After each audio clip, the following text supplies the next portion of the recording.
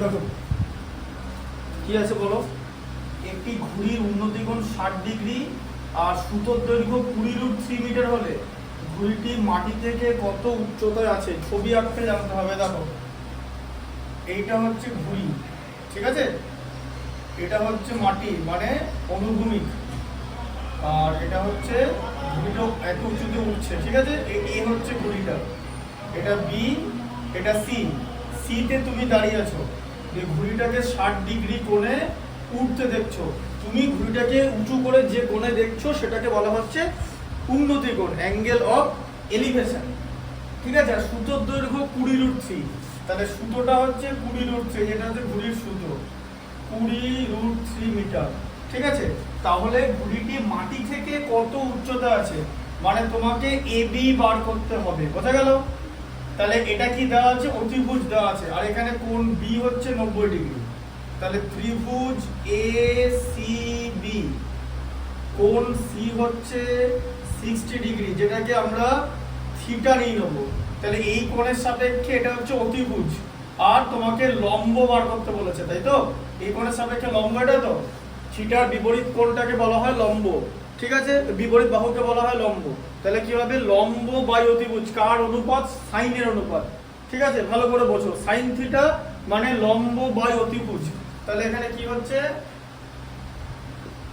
Sign C, theta মানে C, তাই তো, লম্ব বাই অতিভুজ মানে এবি বাই এসি। অতিভুজটা কেন নিলাম? কারণ অতিভুজটা দেওয়া আছে, ঠিক আছে। তাই যেহেতু তোমাকে অতিভুজ দিয়ে দিয়েছে, তাই তোমাকে দেখতে হবে যে অতিভুজ কার রেশিওতে পড়ছে, সাইনের পরে আর কোসেকের পরে, ঠিক আছে, আর কারোর পরে না। ভূমি কসের পরে, সেকের পরে, কিন্তু সেটা ভূমি বাই অতিভুজ হয়, লম্ব বাই অতিভুজ না, ঠিক আছে। লম্ব আর অতিভুজ একমাত্র দুজনের আছে, একটা হচ্ছে সাইন, একটা কোসেক। কোসেক হচ্ছে অতিভুজ বাই লম্ব, তুমি কোসেক দিয়েও যেতে পারো, কিন্তু বেসিক্যালি সবাই সাইন দিয়ে যায়, ঠিক আছে, সবাই সাইন দিয়ে যায়। তাহলে সাইন সি, তাহলে এটা কত হচ্ছে? Sine 60, sine 60 equal to AB, এবিটা বার করতে হবে, আর এসিটা হচ্ছে 20√3, ঠিক আছে। আচ্ছা, সাইন 60 এর মান কত? এই মানগুলো মনে রাখতে হবে, √3/2, এই চ্যাপ্টার থেকে ম্যাথস আসবে, ঠিক আছে, একদম সিম্পল ম্যাথমেটিক্স, যে কেউ করতে পারবে, 20√3। আচ্ছা, এবারে কি করবে? কাটাকুটিটা আগে দেখে নাও, ঠিক আছে। এই দুইটা এই 20 কেটে যাবে 10 দিয়ে, ঠিক আছে, 2 10 20, বোঝা গেল? এরপরে কোণাকুণি গুণ, এখানে কিছুই থাকলো না, মানে 1 আছে, তাহলে এখানে কোণাকুণি গুণ করলে এবি, আর এখানে কত হয় বলো? 10√3 ইন্টু √3, দুটো √3 গুণ করলে 3 হয়, তাহলে কত হলো? 10 ইন্টু 3 মানে 30 মিটার।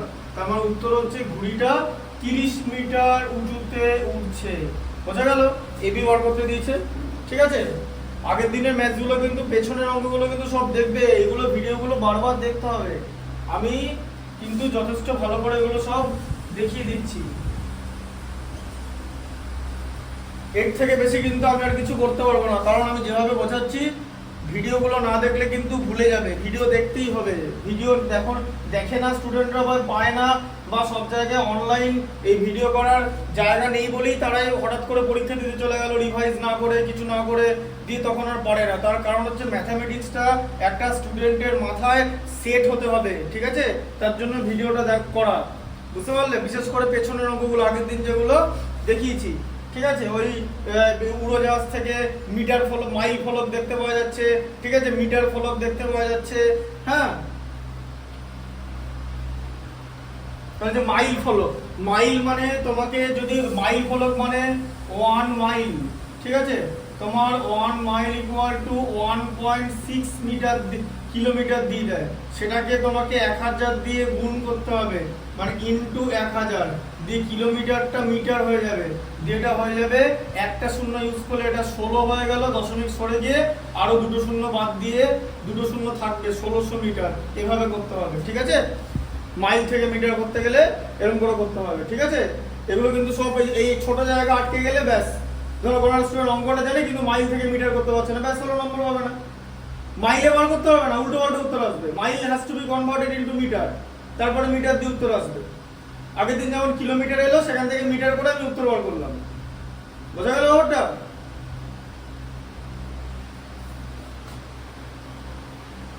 তারপরে দেখো একটি সমকোণী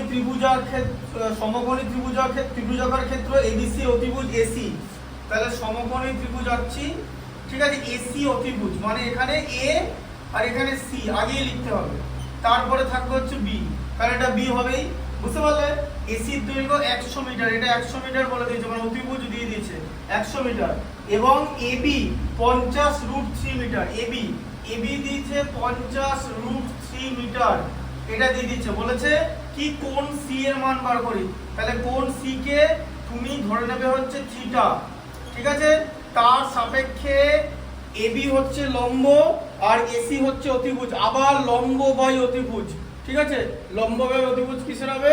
সাইনের হবে, ঠিক আছে, লম্ব বাই অতিভুজ, যেমন এই কোণের সাপেক্ষে এটা লম্ব, এটা ছিল অতিভুজ, ঠিক আছে, লম্ব বাই অতিভুজ মানে লম্ব এটা এবি বাই এসি, ঠিক আছে, তাহলে সাইন থিটা হচ্ছে এবি বাই এসি। দেখো sine theta equal to AB by AC, ঠিক আছে। আচ্ছা সাইন থিটা ইকুয়াল টু, এক সেকেন্ড দাঁড়াও, কতটা লাইন লেখা যাবে দেখি। Sine theta equal to AB by AC. আচ্ছা এরপরে দেখো, তাহলে এখানে থিটার মান কত ওটাই বার করতে হবে, ঠিক আছে, কারণ সি বার করতে বলেছে। তাহলে সাইন থিটা এবি মানে লম্ব, লম্ব কত? 50√3, ঠিক আছে, বোঝা গেল? 50√3, ঠিক আছে, আর অতিভুজ কত? 100। তাহলে এখানে কি আছে? সাইন থিটা, তাহলে সাইন থিটা ইকুয়াল টু কত হলো? 50 একে 50, 50 দুগুণে 100, তাহলে কত হলো? √3/2, ঠিক আছে। তাহলে এখানে কত হলো? √3/2 কিসের মান? একটু আগে বললাম এই যে √3/2, এই যে sin 60 এর মান, ঠিক আছে, sin 60। তাহলে এখানে থিটা ইকুয়াল টু 60 ডিগ্রি হলো। তোমাকে বার করতে থিটা মানে কোণ সি, কোণ সি এর মান 60 ডিগ্রি, এটা করার জন্য তুমি 2 নম্বর পাবে। এবার এগুলো খুব ইম্পর্টেন্ট, তার কারণ এগুলো কেউ যদি ছেড়ে চলে আসে একের পর এক নাম্বার কাটতে থাকবে। পরীক্ষা প্রচুর 100 পাবে, আবার অনেকেই পাবে না, ঠিক আছে, আবার অনেকে 40ও পাবে, অনেকে ফেলও করবে। অঙ্ক পরীক্ষায়, ভৌত বিজ্ঞান পরীক্ষায় তাও একই জিনিস হয়, ঠিক আছে। এবারে স্টুডেন্টরা যদি এগুলো না দেখে, না বোঝে, না শেখে, না প্র্যাকটিস করে, তাহলে তো কিছু করার নেই। বুঝতে পারলে ব্যাপারটা? আমি কিন্তু একদম ঠিকঠাক করে প্রত্যেকটা লাইন বলে দিচ্ছি। ঝড়ে একটি গাছ মুচকে গিয়ে তার অগ্রভাগ এমন ভাবে ভূমিস্পর্শ করেছে যে গাছটির অগ্রভাগ থেকে গোড়ার দূরত্ব আর বর্তমান উচ্চতা সমান। মানে ধরো এরকম একটা গাছ ছিল, এইখান থেকে ভেঙেছে, দিয়ে অগ্রভাগ ভূমিস্পর্শ করেছে, ঠিক আছে, মানে এখানে কি বলতে চাইছে যে গাছটির অগ্রভাগ থেকে গোড়ার দূরত্ব মানে এইটা, ঠিক আছে, অগ্রভাগ থেকে, এই যে অগ্রভাগ থেকে গোড়ার দূরত্ব এটা, আর বাদ বাকি গাছের মানে বর্তমান উচ্চতা সমান, মানে এই জায়গাটা সমান, মানে মানে মানে ধরো এরকম এ বি সি, ঠিক আছে, মানে এখানে এ বি আর বিসি সমান, ঠিক আছে, এ বি আর বিসি সমান, ঠিক আছে। এই জায়গাটা কিন্তু আলাদা, এসি আলাদা হবেই, কারণ এসি তো অতিভুজ, অতিভুজ কোনোদিনই বাকি দুটো বাহুর সমান হতে পারে না, তাহলে ত্রিভুজ অঙ্কন করা যাবে না। অতিভুজ হচ্ছে বাকি দুটো বাহুর থেকে বড় হবে, আর অতিভুজ হচ্ছে বাকি গাছটা, ঠিক আছে, মানে মানে এই জায়গাটা আর এই জায়গাটা হচ্ছে সমান, ঠিক আছে, বোঝা গেল? হ্যাঁ, এটা তুমি ডি নিয়ে নাও, বুঝতে পারলে? আচ্ছা দিয়ে তাহলে কি বলেছে? বলেছে গাছটির অগ্রভাগ ভূমির সাথে কত ডিগ্রি কোণ করেছে, মানে এই কোণটা কত ডিগ্রি বলো, কত ডিগ্রি হবে? এটা সমান হলে কত ডিগ্রি হয়? আগের দিন করালাম, কত বলো? 60। আগের দিন তুমি উত্তর বললে 45, যে tan 45 এর মান একই, যেটা সাপেক্ষে লম্ব বাই ভূমি। আগের দিন বলো, এখন বলতে পারছো না, তাহলে এটা কি বলবে বলো? তাহলে আগের দিন তো বললে যে 45 ডিগ্রি, বুঝতে পেরেছো? এই কোণের সাপেক্ষে লম্ব কি? এই যে tan থিটা, tan থিটা মানে হচ্ছে লম্ব বাই ভূমি, এই কোণের সাপেক্ষে লম্ব কে? এবি। আচ্ছা লম্ব বাই ভূমি, ভূমি হচ্ছে বিসি, এই যে ভূমি হচ্ছে বিসি, এই যে যেখানে থিটাটা আছে, ঠিক আছে। আচ্ছা তাহলে এবারে এখান থেকে এরকম হবে tan theta equal to AB by AB করে দাও, কারণ বিসি মানে এবি, তো এই যে বিসি মানে এবি, তো তাহলে ইকুয়াল টু 1 হয়ে গেল, ঠিক আছে। তাহলে tan থিটা ইকুয়াল টু 1, তাহলে 1 কিসের মান? tan theta equal to tan 45, এইভাবে অঙ্কটার উত্তরটা আসে, ঠিক আছে। তাহলে থিটা ইকুয়াল টু কত? থিটা ইকুয়াল টু হচ্ছে 45 degree, theta equal two 45 degree. তাহলে 45 ডিগ্রি কোণ উৎপন্ন করেছে, চারেরটা দেখো, আবার কি বলেছে, এবিসি সমকোণী ত্রিভুজে কোণ বি 90 ডিগ্রি, মানে এরকম করে আঁকতে হবে, ছবিটা বুঝে আঁকতে হবে, বিটাকে 90 ডিগ্রি, তাহলে এখানে বি দিয়ে দিতে হবে এরকম করে 90 ডিগ্রি, তাহলে একটা এ একটা সি, ঠিক আছে। আচ্ছা, এবির ওপর ডি এমন একটা বিন্দু, এবির ওপর ডি এমন একটা বিন্দু, এবির ওপর, ঠিক আছে, এবির ওপর ডি এমন একটা বিন্দু যে AB is to BC is to BD √3:1:1, AB is to BC,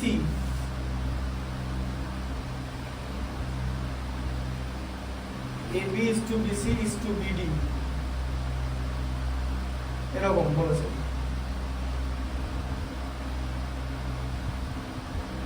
কি দিয়েছে এখানে, AB is to BC, AB is to BC is to BD, AB is to BC is to BD √3:1:1,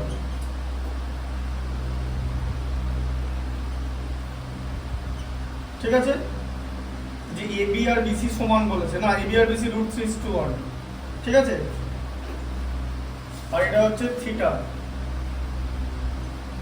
হ্যাঁ, তাহলে ACD বার করি, ACD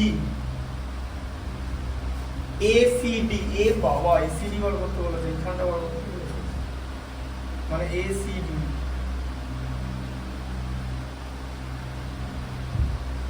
এই জায়গাটা বার করতে বলেছে, বুঝতে পেরেছো, হ্যাঁ, শুধু এই জায়গাটা বার করতে বলেছে, আর গোটা কোণটাকে থিটা ধরো, ঠিক আছে।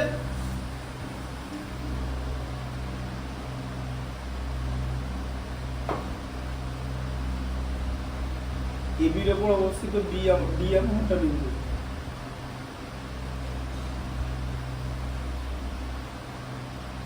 আচ্ছা দেখো, এবার ট্রায়াঙ্গেল ABC,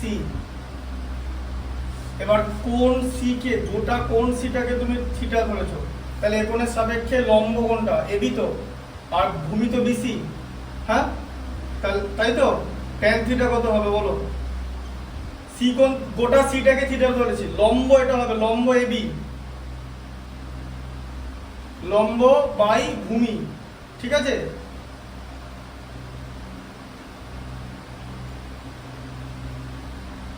লম্ব বাই ভূমি, ভূমি হচ্ছে কোনটা, এই যে এই গোটা কোণটাকে থিটা ধরেছে, যে সি ইকুয়াল টু থিটা, ঠিক আছে, লম্ব বাই ভূমি হচ্ছে বিসি, তাই তো, হ্যাঁ। আচ্ছা, এবি কত বলো, এবি হচ্ছে √3 আর বিসি হচ্ছে 1, বুঝতে পারছো, এই যে √3:1 আছে, এবি ইজ টু বিসি আছে তো, হ্যাঁ। আবার এখানে বিসি আর বিডি 1:1, মানে কি, যা বিসি তাই বিডি, তবেই তো 1:1 হয়, মানে বিসি আর বিডি সমান, ঠিক আছে, বুঝতে পারলে, এটা আমরা জ্যামিতি থেকেও করতে পারবো, জ্যামিতি জিওমেট্রি থেকেও করতে পারবো, ঠিক আছে, সেটা যখন বিডিসি নেবো, দেখে পড়িয়ে দিচ্ছি, দেখো। আচ্ছা, তাহলে কত হচ্ছে √3:1, তার মানে এই যে তার মানে কি tan θ √3 হচ্ছে তো, হ্যাঁ, এই √3টা কিসের মান, এরকম করে অঙ্কগুলোর উত্তর বলে, √3 হচ্ছে tan 60 এর মান, ঠিক আছে, দিয়ে সেখান থেকে থিটা হয়ে গেল 60 ডিগ্রি, গোটা থিটাটা 60 ডিগ্রি, মানে পুরো সি কোণটা 60 ডিগ্রি, তোমাকে শুধু এইটুখানি বার করতে বলেছে, যে এই জায়গাটা বার করতে বলেছে, এই কোণটা, বোঝা গেল, হ্যাঁ, তুমি এই কোণটা কি করে বার করবে। আচ্ছা, এরপরে পরের ত্রিভুজটা চলে এসো, মানে ত্রিভুজ বিডিসি, এ দেখো ত্রিভুজ, এদিকে দেখো, দেখো ডিবিসি, ঠিক আছে, যে ডিবিসি, ঠিক আছে। আচ্ছা, কোণ বি কত ডিগ্রি বলো, 90 ডিগ্রি, ঠিক আছে, সমকোণ, তাহলে সমকোণ বাদ দিয়ে বাকি দুটো কোণ যোগ করতে হবে তো, হ্যাঁ, বাকি দুটো কোণ কোনটা, একটা ডি কোণ আর একটা এই কোণটা তো, হ্যাঁ, তাই হচ্ছে তো, বুঝতে পেরেছো তো, ঢুকলো মাথায়। আচ্ছা, এবার দেখো, এবার আমাকে করতে বললে আমি এটা কিভাবে করব, যে এই কোণটাকে আমি θ1 ধরে নেব, এই ছোট কোণটাকে, ঠিক আছে, এই যে কোণ, এই যে এই কোণটাকে, মানে ডিসিবি, মানে এর ভেতরে সি কোণটা, গোটা কোণটা কিন্তু থিটা, ঠিক আছে, আর এটা হচ্ছে ডিসিবি, মানে এই কোণটা, শুধু এইটুখানি, এই যে গোটা কোণটার মান হচ্ছে 60, তোমাকে এটা বার করতে বলেছে, এটার উত্তর 15 হবে, কিন্তু সেটা তো বার করে দেখাতে হবে, 15 কি করে হচ্ছে, তাহলে আমাকে ছোট এই কোণটা বার করতে হবে তো, দিয়ে গোটাটা থেকে যদি এটা বাদ দিয়ে এই পার্টটা পড়ে থাকবে তো, ব্যাপারটা বুঝতে পেরেছো, গোটাটা থেকে এটা বাদ দিলে এটা পরে থাকবে তো, তাহলে এটাকে আমি ধরছি θ1। তাহলে বলো নাম হচ্ছে কোণ ডিসিবি ইকুয়াল টু θ1। তাহলে এই কোণের সাপেক্ষে এটা লম্ব তো, শুধু এই পার্টটা মানে এই জায়গাটা লম্ব আর এই জায়গাটা ভূমি, তাই তো? হ্যাঁ আচ্ছা, তাহলে এখানে লেখা হবে tan θ।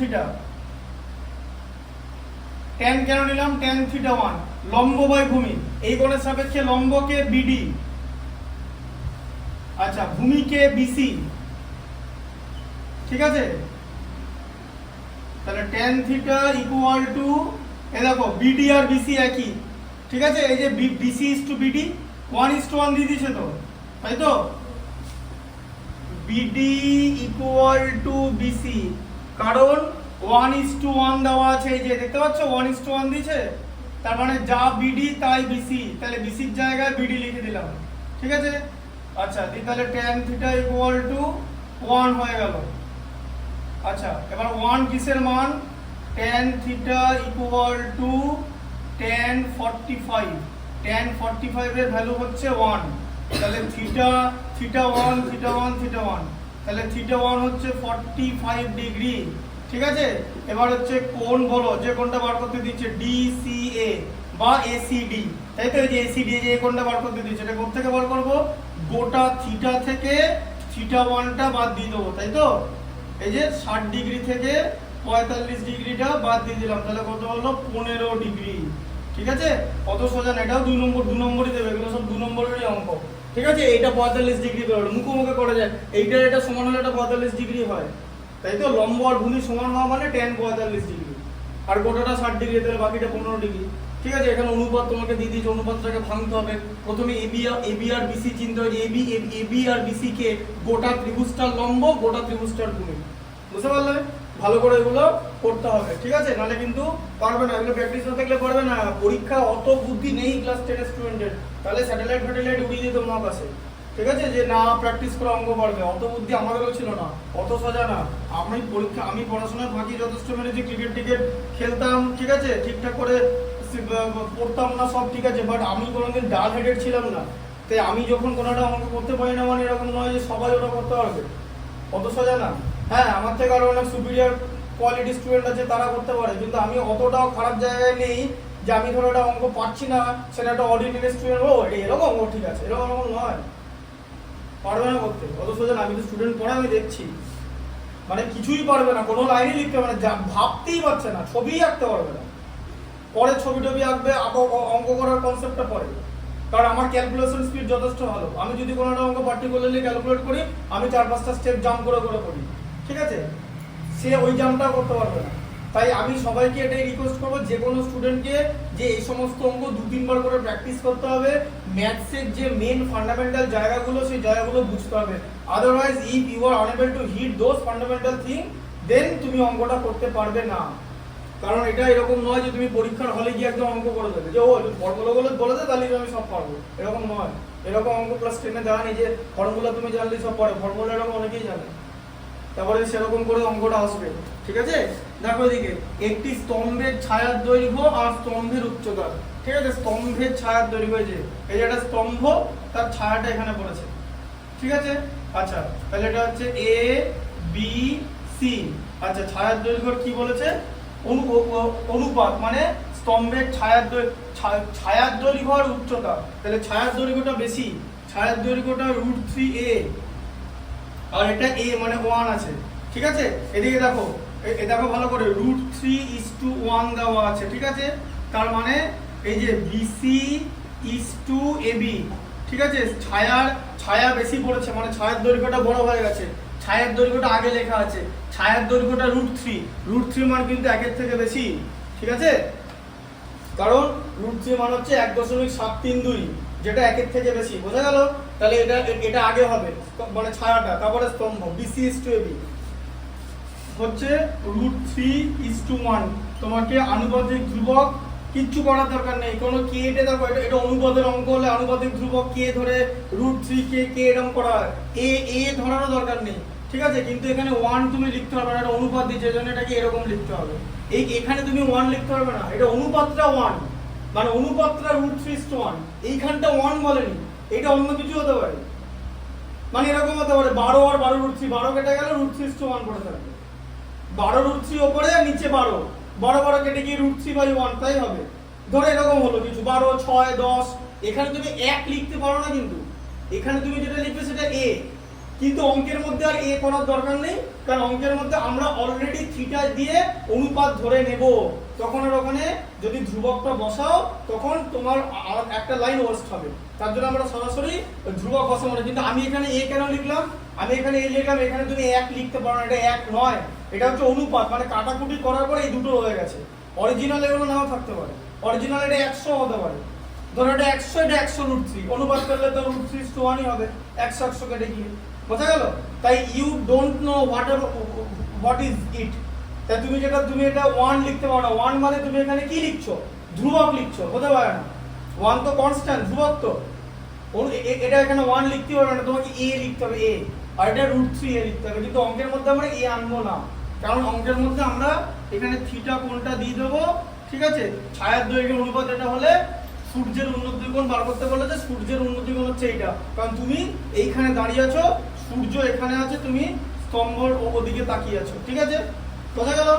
তুমি সূর্যটা এখানে এরকম করে দেখছো, হ্যাঁ এটাই সূর্য, ওরকম সূর্য আঁকলে ব্যাস, তখন দেখবে পরীক্ষা অঙ্কনই শুধু সূর্য আঁকা আছে শুধু। দেখো দিকে তাহলে কি হলো, এবার দেখো এটা থিটা, তাহলে আবার কি ট্যান থিটা নিচ্ছি, কেন? তার কারণ আমার এখানে ভূমি আর লম্ব দেওয়া আছে, লম্ব হচ্ছে এবি আর ভূমি হচ্ছে বিসি, আচ্ছা ইকুয়াল টু, এবার দেখো এবার এবি বিসি কত, এবিটা আগে আছে তো, তাহলে এবিটা তো এখানে 1টা আগে দিই, 1 এটা √3, ঠিক আছে? বিসি √3, কারণ বিসির জায়গায় √3 লিখতে হবে, এটাকে আবার ওই এবির জায়গায় √3 লিখে দিও না, এবি হচ্ছে 1, এই যে এবি হচ্ছে 1 আর এটা হচ্ছে √3, তোমার লম্ব বাই ভূমি, এটা লম্ব এটা ভূমি, ঠিক আছে? উল্টো পাল্টা কিছু করা যাবে না। তাহলে tan থিটা, তাহলে tan থিটা ইকুয়াল টু কত, 1/√3, 1/√3 কিসের মান, tan 30 এর মান, ঠিক আছে? আচ্ছা তাহলে থিটা হচ্ছে 30 ডিগ্রি, বোঝা গেল? শোনো ব্যাপার, থিটা 30, তাহলে সূর্যের উন্নতি কোণ 30 ডিগ্রি। এবার কনসেপ্টটা বোঝো, যদি এগিয়ে যায়, ধরো এটা এরকম হয় 45 হলো, তাহলে তো এই দুটো ইকুয়াল হয়ে যাবে, 45 ডিগ্রি হলে লম্ব ভূমিতে ইকুয়াল হয়ে যায় tan 45, 60 হলে কি হয়ে যাবে, এই ভূমিটা ছোট হয়ে যাবে, ঠিক আছে? তার মানে আর তার মানে যত সরে যাচ্ছে কোণ তত ছোট হতে থাকবে, 45 এর থেকে ছোট হলেই কি হবে, ভূমি বেড়ে যাবে, মানে বিসি গ্রেটার দেন হয়ে যাবে, মানে 45 ডিগ্রি কোণ নিচে হলেই, মানে 44 হলেই এটা বিসিটা বেড়ে যাবে, 30-এ বিসি বেড়ে গেল, ঠিক আছে? তার কারণ এরকম ছড়িয়ে পড়ছে তো জিনিসটা, এবারে এই ছায়া বাড়ছে, তো ছায়া বাড়া মানে বিসি বাড়া, তো বুঝতে পেরেছো, বিসিটা বেড়ে যাচ্ছে, ঢুকলো মাথায়, হয়ে গেল, দাগ দিয়ে দাও চ্যাপ্টার।